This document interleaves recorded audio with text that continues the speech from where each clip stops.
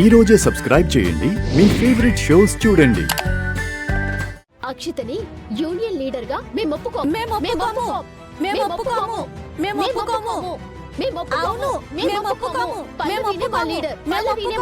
పల్లవినే మా leader.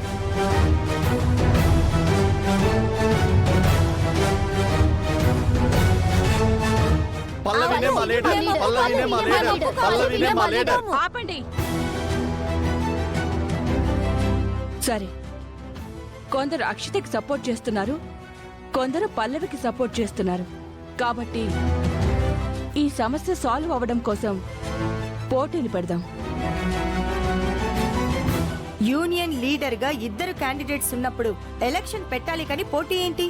Election అంటే ఇప్పుడు ఎలక్షన్ పేరు చెప్పి ప్రచారం చేసుకుంటూ క్లాసులన్నీ ఎగ్గొట్టి చదువుల్ని పాడు చేసుకుని వాళ్ళని వీళ్ళు వీళ్ళని వాళ్ళు కొట్టుకుంటూ గొడవలు జరగాలి అనుకుంటున్నావా?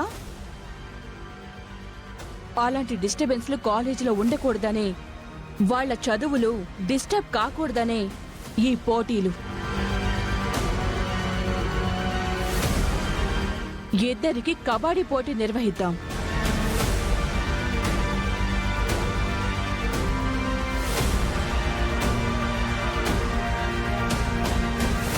కొందరు సపోర్ట్ చేస్తున్న పల్లవిది ఒక టీం, నేను సపోర్ట్ చేస్తున్న అక్షితదొక టీం.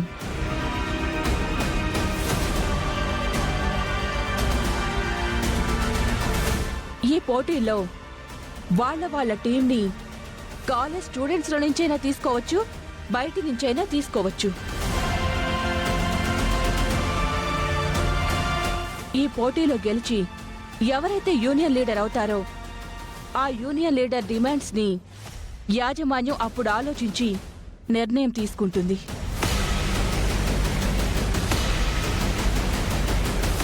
మాకు ఈ పోటీలు గీటీలు ఏమీ వద్దు, ఎలక్షన్సే కావాలి. అప్పుడు ఒక్క రోజులో తేలిపోతుంది.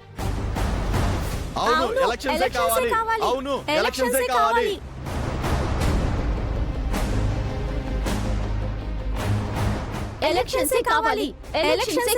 అది జరగదు.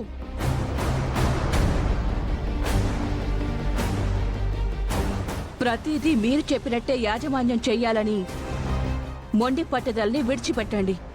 మీకు ప్రాబ్లం సాల్వ్ అవ్వడం ముఖ్యమా, యాజమాన్యం ఏ నిర్ణయం తీసుకుంటే దానిని కాదని గొడవలు చేయడం ముఖ్యమా? చెప్పుకుంటామా? ఏం కావాలి? గొడవలా, సామరస్యమా?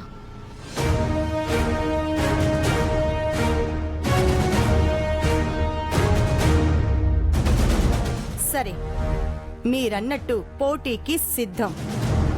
పల్లవి పోటీలో నిలబడుతుంది.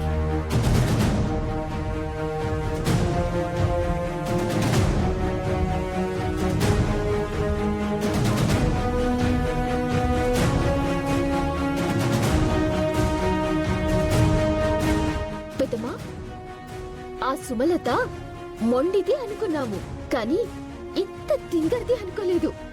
దేనికి గీత? లేకపోతే పోటీ అంటే ఏ రన్నింగ్ రేసు పెడితే పల్లవికి కొంచెం కష్టంగా ఉంటుంది కదా. కబడ్డీ పోటీ అంటే అక్షితని ఒంటి చేత్తో ఎత్తి ఎగిరివేయగలదు. ఎవరు ఎవరిని ఎగరేస్తారో, ఎవరు ఎవరిని ఓడిస్తారో రేపు పోటీలో తెలుస్తుంది. ఈ కబడ్డీ పోటీలో నువ్వు గెలుస్తావనుకుంటున్నావా?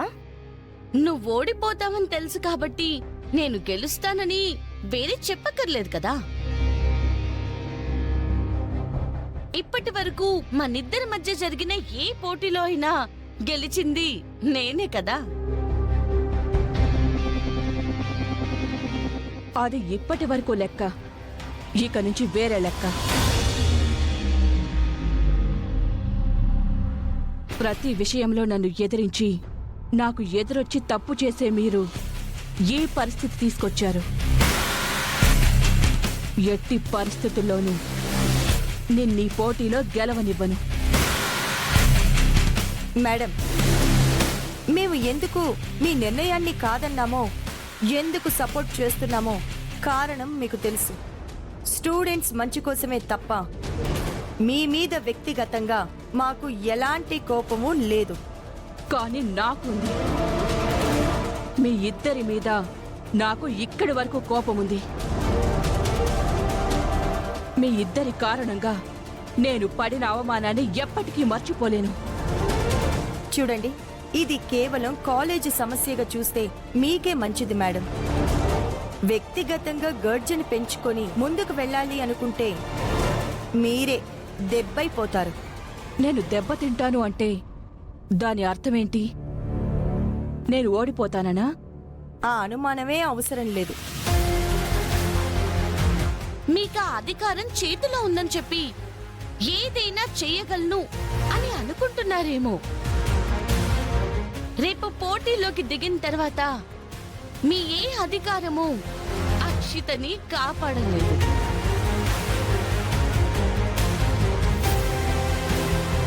ఈ పోటీలో నేనే గెలుస్తాను. మీరు పెంచిన ఫీజులు మీతోనే తగ్గిస్తాను మేడం. అవునా? సరే అయితే నువ్వు గెలిస్తే నువ్వన్న ప్రకారమే ఫీజులు తీసేస్తా. మరి నువ్వోడిపోతే ఏమంటావు? ఈ కాలేజీ వదిలి వెళ్ళిపోతావా?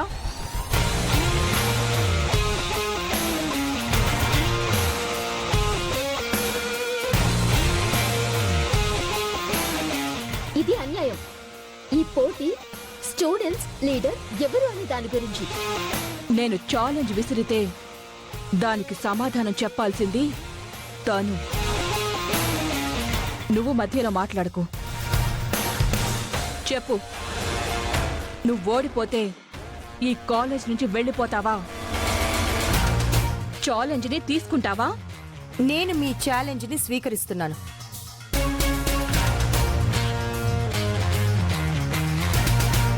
తన తోటి స్టూడెంట్స్ అందరి మంచి కోసం తను ఈ పోటీలో దిగుతుంది. ఒకవేళ ఈ పోటీలో తను ఓడిపోతే పల్లవియే కాదు, తనతో పాటు నేను కూడా ఈ కాలేజ్ నుంచి వెళ్ళిపోతాను.